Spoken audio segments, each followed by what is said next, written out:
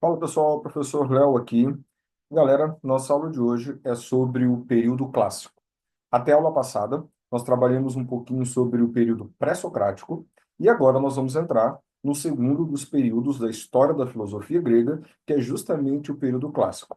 Só para a gente dar uma retomada rápida, né? Quando nós trabalhamos filosofia grega, nós dividimos a filosofia grega em três períodos: período pré-socrático, tema das duas últimas aulas; período clássico, tema desta aula e de mais algumas que nós faremos, e depois o período helenístico.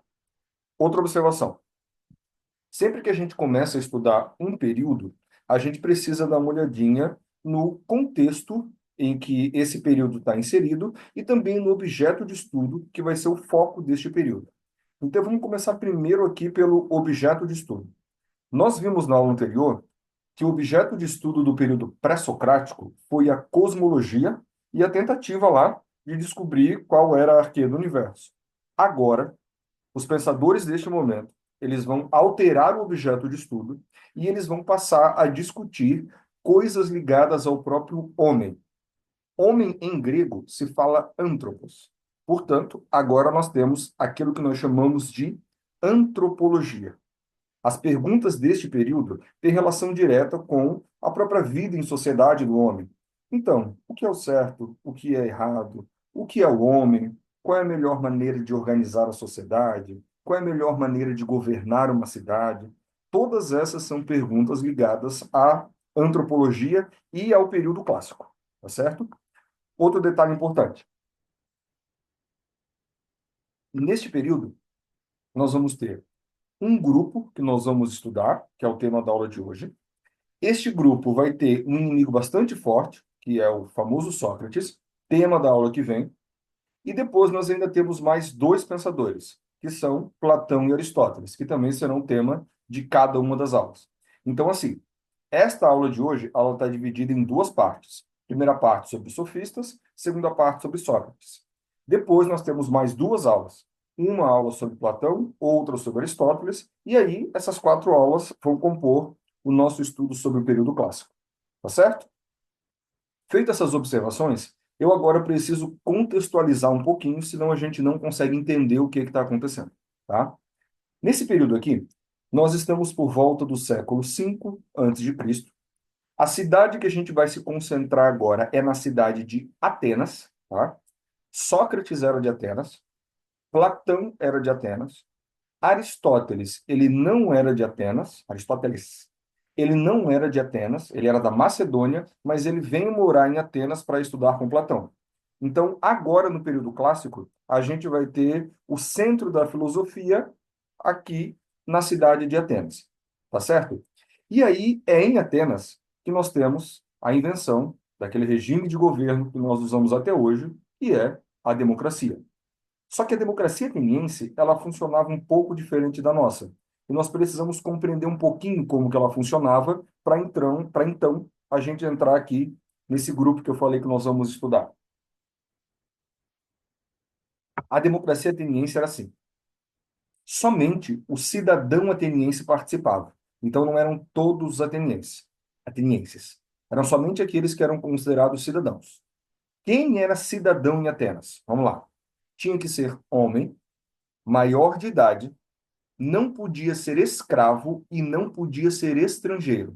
Então, o cidadão ateniense tem essas características. Este cidadão, ele vai para a praça da cidade, para a Ágora, e lá na Ágora ele vai debater, porque a democracia em Atenas era uma democracia direta. Então, quem participava das próprias decisões sobre as cidades, ou sobre a cidade, eram os próprios atenienses. Só para efeito de comparação, a nossa democracia, ela é uma democracia indireta. Nós vamos lá, votamos, escolhemos alguém, e quando nós escolhemos alguém, estamos entregando a essa pessoa que nós escolhemos certo poder para ela tomar algumas decisões. No caso de Atenas, não era necessariamente assim.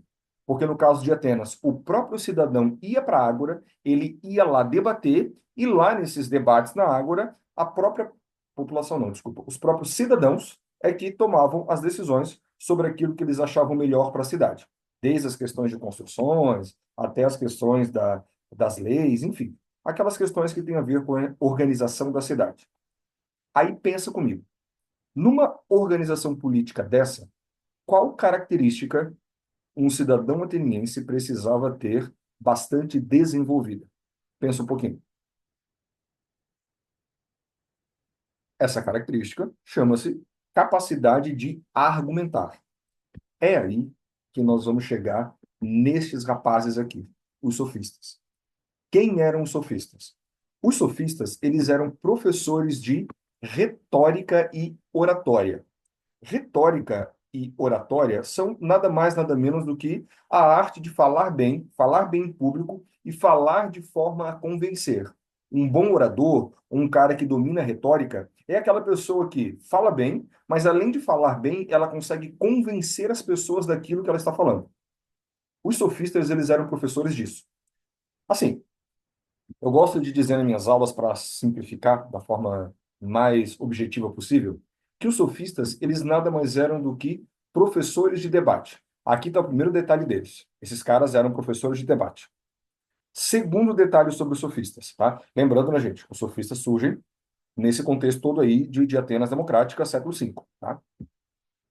Os sofistas, eles acreditavam que a verdade era relativa. Esse detalhe é importante sobre eles, tá? Vamos pensar o seguinte: nós podemos ter uma verdade que é relativa ou uma verdade que é absoluta. A verdade que ela é relativa é aquele tipo de visão sobre a verdade onde nós pensamos o seguinte: a verdade varia conforme a situação, conforme as circunstâncias. Enquanto a verdade absoluta, ela é diferente. A verdade absoluta, ou a visão que a verdade é absoluta, parte da ideia de que há determinadas coisas que são assim e pronto. Ou seja, elas não podem variar. Deixa eu dar um exemplo aqui. Um cara que acredita que a verdade é absoluta, ele vai pensar o seguinte: mentir é errado. Ponto. Tá, e a pessoa que mentiu? Ela sabe que ela está fazendo errado. Porque há uma verdade sobre esse assunto. E a verdade é: mentir é errado. Alguém que trabalha com a ideia de que a verdade é relativa vai partir da concepção de que mentir pode ser certo, pode ser errado, depende das circunstâncias. Os sofistas acreditavam justamente que a verdade era relativa. Então vamos lá. Eles eram professores de retórica e oratória, professores de debate. Eles acreditavam que a verdade era relativa, portanto, enquanto eles ensinavam retórica e oratória, eles também ensinavam que a verdade era relativa. Próximo ponto sobre eles. Esses caras, eles cobravam para ensinar. Eles eram professores que ensinavam retórica e oratória, ensinavam que a verdade era relativa, mas eles cobravam para ensinar. Tanto que eles vão receber de Platão um apelido, e o apelido era Mercenários do Saber, justamente porque eles cobravam. E o Platão dizia que estava errado. Platão dizia que a verdade deveria ser ensinada de graça. Só que aí, a gente tem um detalhe que eu gostaria que você pensasse. Os sofistas eram professores de retórica e de oratória, ou seja, de debate. Os caras eram feras, assim, para derrotar um sofista tinha que ser muito bom, porque a profissão deles era essa, tá? Só que o detalhe que eu quero que você pense é o seguinte: será que um sofista ele seria derrotado lá na praça da cidade? Será que alguém conseguiria vencer esse cara? E aqui tem um outro segredo sobre eles. Os sofistas, eles não eram de Atenas. Por exemplo, o mais famoso deles, Protágoras, era da cidade de Abdera, a mesma cidade lá do Demócrito, que a gente viu na aula dos pré-socráticos. Ou seja, se eles eram estrangeiros, eles não podiam participar da democracia ateniense. Logo, está aqui o motivo do porquê eles eram professores que cobravam para ensinar. Quem que pagava para eles? Os atenienses. Tipo assim, suponha que lá na Ágora, sei lá, amanhã, na semana que vem, vai ter um debate sobre, sei lá, uma lei que está sendo feita. Eu poderia ir até um sofista, pagar um sofista e pedir para ele me ensinar a defender o meu ponto de vista. Eu já tenho o meu ponto de vista, só que eu ainda não tenho os argumentos corretos, talvez eu ainda não fale da melhor maneira, então eu pago esse cara e esse cara vai me ensinar a defender lá minhas ideias. Assim, os sofistas, eles eram tão bons, que às vezes dois atenienses diferentes podiam pagar o mesmo sofista para ensinar esses dois homens aqui, a defender pontos de vistas completamente contraditórios. Um sofista faria isso? Faria, porque ele partia da ideia que a verdade era relativa. Então, quem paga mais leva. Tá? Esses são os sofistas. Tá? Dos mais importantes, nós temos esses três caras aqui, Protágoras de Abdera, Górgias e Trasímaco, dentre os quais o mais importante é justamente o Protágoras, e aí vou te falar uma frase do Protágoras. Frase dele: o homem é a medida de todas as coisas, das coisas que são enquanto são e das coisas que não são enquanto não são. O que essa frase quer dizer? O homem é a medida de todas as coisas. Ou seja, é o próprio homem, o próprio ser humano, que define o certo e o errado, justamente porque não há verdade absoluta. A verdade varia de acordo com as circunstâncias, de acordo com as convenções sociais. Esses são os sofistas. Então, resumindo, como eu gosto de fazer, fica assim. Estamos por volta do século V, na cidade de Atenas. O foco da filosofia mudou, não é mais a cosmologia, agora é a antropologia. Nessa cidade de Atenas, nós vamos ter um grupo de pensadores chamados sofistas. Esses sofistas eram professores de retórica e oratória, ou seja, da arte de argumentar, da arte de debater.